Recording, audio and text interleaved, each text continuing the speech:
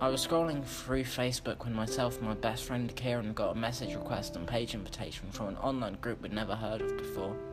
Kieran immediately declined the request but was curious and wary about my response. I didn't tell him that I joined the group because I knew he'd tell my parents, but I decided to join soon after.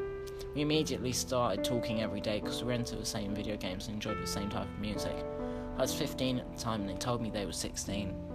At first, our conversations were pretty normal. We would play our games together most nights, but as we got closer they began asking me for favours.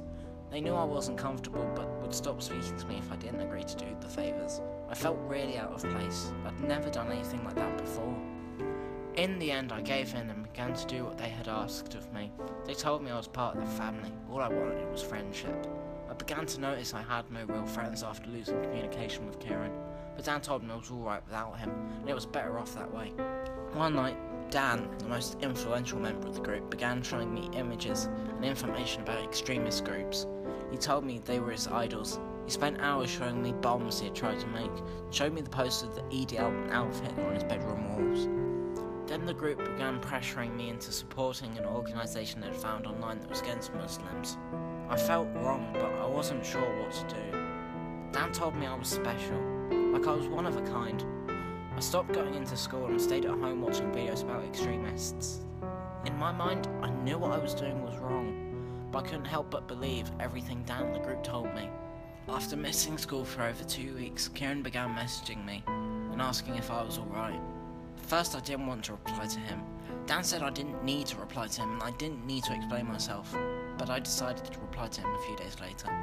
I told him about the group and I wasn't sure if what I was doing was right. Kieran told me that what the group were doing wasn't right and began to do some research of his own.